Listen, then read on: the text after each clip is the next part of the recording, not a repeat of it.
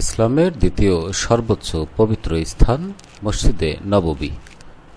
মসজিদ আল হারামের পরই মসজিদে নববীর স্থান।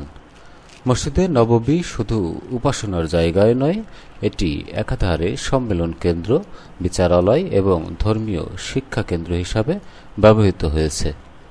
প্রতি বছর হজের আগে বা পরে সারা বিশ্বের লক্ষ লক্ষ মুসলিম এই মসজিদে ইবাদত করতে আসে। ইনসাইট হিস্টোরির আজকের এই পর্বে জানব মসজিদে নববী সম্পর্কে। পবিত্র মসজিদে নববী সৌদি আরবের মদিনা মুনওয়ারায় এর অবস্থান। রাসূল সাল্লাল্লাহু আলাইহি ওয়াসাল্লামের পবিত্র রওজা সংযুক্ত এই মসজিদকে কেন্দ্র করেই ইসলামী সমাজ ও রাষ্ট্র ব্যবস্থার দ্বার উন্মোচিত হয়েছিল। হিজরতের পর রাসূল সাল্লাল্লাহু আলাইহি ওয়াসাল্লাম তার নিজ হাতে এই মসজিদ নির্মাণ করেন। হিজরতের বছর ৬২২ সালে শুরু হয় মসজিদে নববীর নির্মাণ কাজ।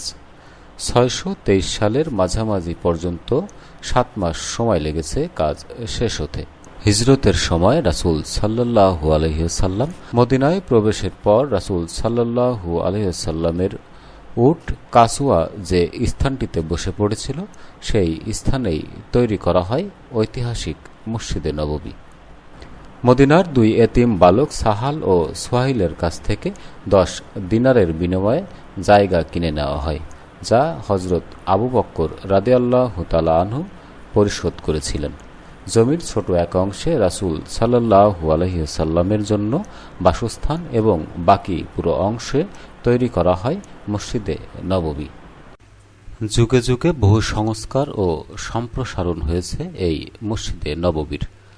আব্দুল্লাহ ইবনে উমরের বর্ণনা অনুযায়ী রাসূল সাল্লাল্লাহু আলাইহি সাল্লামের যুগের মসজিদের ভিত্তি ছিল ইটের এবং মসজিদের ছাদ ছিল খেজুরের ডালের এবং খুঁটি ছিল খেজুর গাছের। সে সময় মসজিদের পরিধি ছিল আনুমানিক ২৫০০ মিটার। সপ্তম হিজরিতে মসজিদের নববীর প্রথম সম্প্রসারণ রাসূল সাল্লাল্লাহু আলাইহি সাল্লাম নিজেই শুরু করেন। তখন আয়তন বেড়ে দাঁড়ায় ২৪৭৫ মিটারে। এরপর ৬৩৮ সালে দ্বিতীয় খলিফা হযরত উমর রাদিয়াল্লাহু তাআলা আনহু মসজিদে নববীর সংস্কার করেন। মসজিদের চারপাশে জমি কিনে এর আয়তন বৃদ্ধি করেন, তবে যেদিকে উম্মাহাতুল মুমিনদের ঘর ছিল সেদিকটা অপরিবর্তিত রাখা হয়। ৭০৭ সালে খলিফা উমাইয়া শাসক ওলীদ ইবনে আব্দুল মালিকের নির্দেশে মক্কার গভর্নর ওমর ইবনে আব্দুল আজিজ মসজিদে নববী সম্প্রসারণ করেন।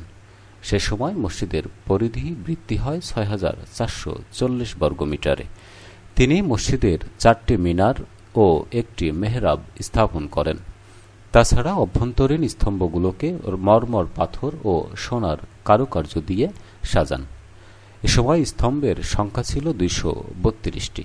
তিনি হযরত আয়েশা রাদিয়াল্লাহু তাআলা আনহার কক্ষটি মসজিদে নববীর অন্তর্ভুক্ত করেন এবং তার উপর নয়নাভিরাম সবুজ গম্বুজ স্থাপন করেন।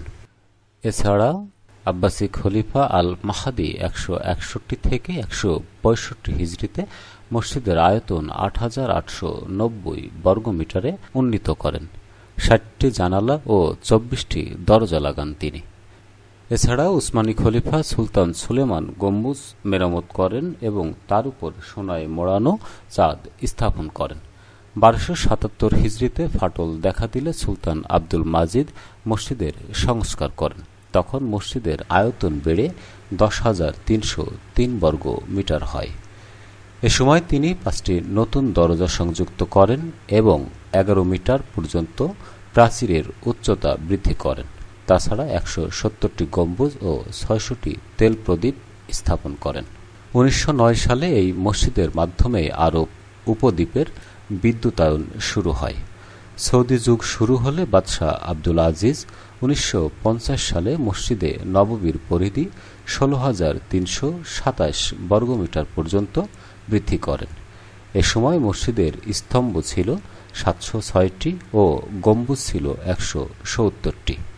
বাদশাহ খালিদ বিন আব্দুল আজিজের পরে বাদশাহ ফাহাদের ১৪০৪ হিজরি থেকে দীর্ঘ ১০ বছরের সংস্কার ও সম্প্রসারণে তা নতুন অবকাঠামো লাভ করে। এতে মসজিদের আয়তন বৃদ্ধি পায় ৮২,০০০ মিটার। এ সময় চলন্ত সিঁড়িও স্থাপন করা হয়। সবশেষে এবং সবচেয়ে বড় সম্প্রসারণের কাজটি করেন বাদশাহ আবদুল্লাহ। 2012 সালে তার সংস্কারের পরে মসজিদে নববীতে একসঙ্গে 18 লাখ মুসল্লির নামাজ আদায়ের জন্য প্রস্তুত হয়। মসজিদের বর্তমান আয়তন সম্পর্কে সৌদি আরবের অর্থমন্ত্রী ইব্রাহিম আসাব জানান, মূল স্থাপনাটি অন্তত 6,14,800 বর্গমিটার জায়গা জুড়ে অবস্থিত, আর মসজিদ ও আঙ্গিনা মিলে আয়তন 10,20,500 বর্গমিটার। মসজিদে নববীতে সবুজ গম্বুজের নিচেই শুয়ে আছেন হজরত মুহাম্মদ সাল্লাল্লাহু আলাইহি ওয়াসাল্লাম এবং তার দুই পাশে আছেন ইসলামের প্রথম খলিফা হজরত আবু বকর রাদিয়াল্লাহু তাআলা আনহু এবং দ্বিতীয় খলিফা হজরত উমর রাদিয়াল্লাহু তাআলা আনহু, এবং তৃতীয় আরেকটি খালি জায়গা রয়েছে যেখানে কাউকে দাফন করা হয়নি। কোনো কোনো ইসলামী স্কলারের মতে হজরত ঈসা আলাইহিসসালাম যখন পুনরায় পৃথিবীতে আসবেন তখন তার মৃত্যু হওয়ার পরে তাকে এখানেই দাফন করা হবে।